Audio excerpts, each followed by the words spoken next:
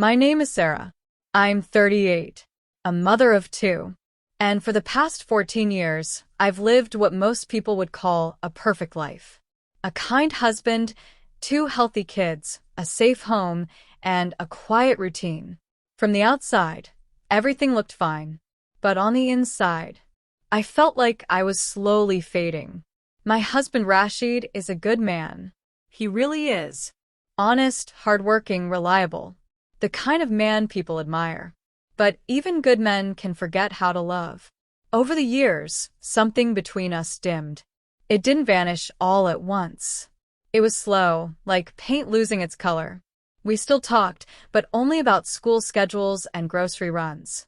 We still ate dinner, but the silence between us was louder than any words. And in bed, well, there were more sighs than touch. I stopped expecting anything to be different. I told myself this was just how marriage ages with time. Until one afternoon, I was folding laundry when I saw a car stop across the street, right in front of the old house that had been empty for years. A man stepped out. Tall. Calm. Familiar. I blinked. And then I saw him clearly. Armin. The boy who used to live next door, the one who helped me climb the guava tree when I was 12. The one I had a quiet crush on, and who once caught me when I fell, laughing with those dark brown eyes. He had moved away when we were still young. I hadn't seen him since. Now he was here again. When he looked at me, I felt something I hadn't felt in years, noticed. "Sarah?" he asked, smiling. I smiled back. "Armin." I breathed. My voice sounded like it belonged to a stranger. He had come back to sell his late aunt's home. He was only here for a little while, or so he said. But in just a few days, everything in me began to stir. We exchanged greetings whenever we saw each other, simple words. But simple things grow fast when you've been unseen too long. He asked how I was doing, and waited for a real answer. His eyes stayed on mine longer than they should have, and when he said my name, it sounded like a promise I wanted to believe.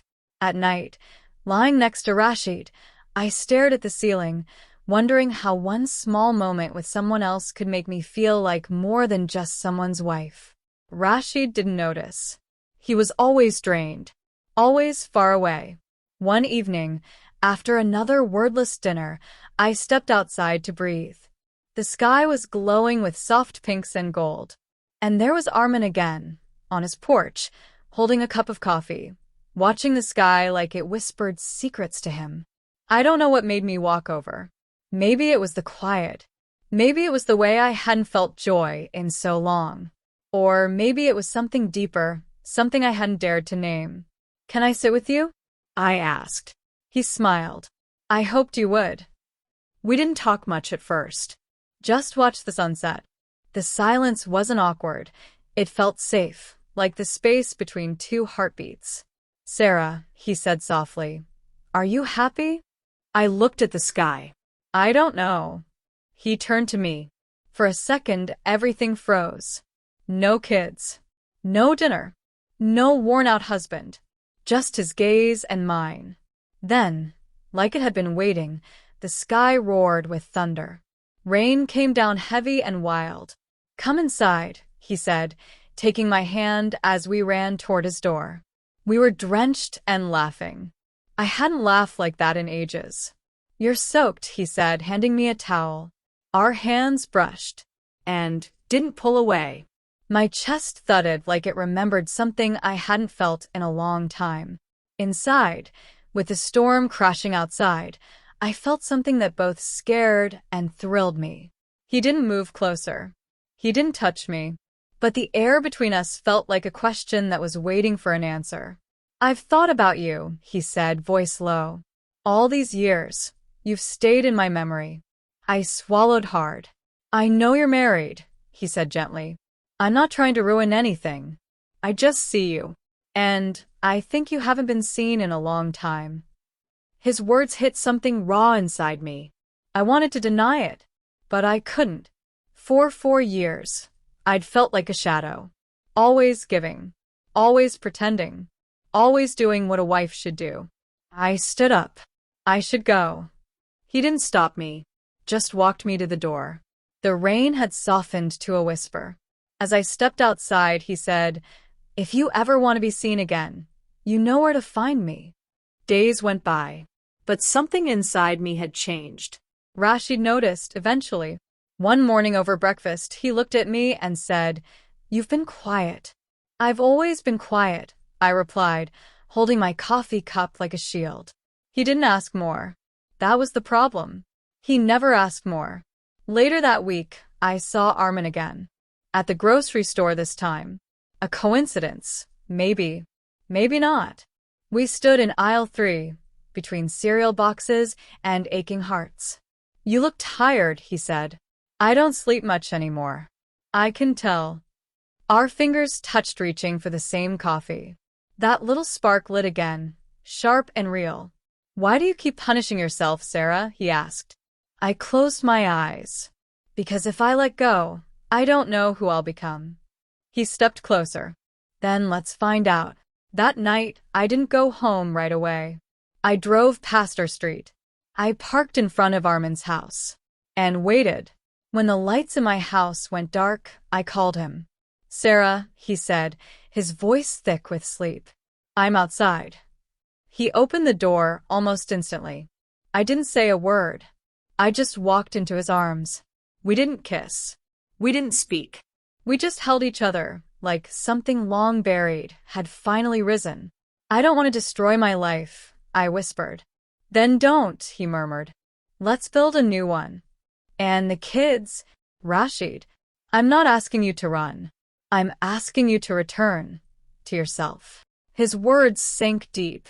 I had been so many things to everyone else, mother, wife, helper. But I had forgotten how to be me. We stayed up all night, talking about dreams, regrets, little memories that didn't fit into the life I had built. The hours passed, but time felt like it stood still. By sunrise, I was different. A little stronger. A little more sure. That same morning, I sat across from Rashid. "The kids are at school," I said. "I need to talk." He looked up, confused. "Okay." I told him everything.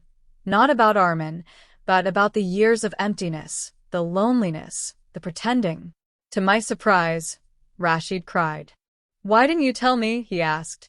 "I did," I said softly. 1,000 times. You just stopped hearing me. No fighting. No harsh words. Just truths laid bare like quiet bones. He asked, "Is there someone else?" I paused. "There's someone who reminded me that I'm still a woman, not just a role." That was all. He understood. I moved out for a time. Stayed with my sister. Not with Armin. I needed to find my footing. Armin understood. He never rushed me. Every morning he sent the same message. "Good morning, Sarah." And every night, "I'm here when you're ready." Weeks passed.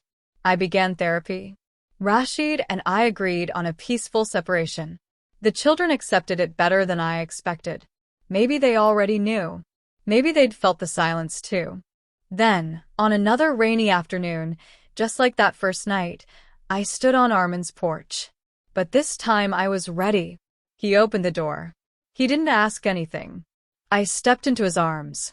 "I'm ready now," I said. He looked into my eyes. "Then let's write the rest of your story together." And that's how my second chapter started. Not with drama. Not with guilt. Not with noise. But with truth. And a man who saw me when I had long stopped seeing myself.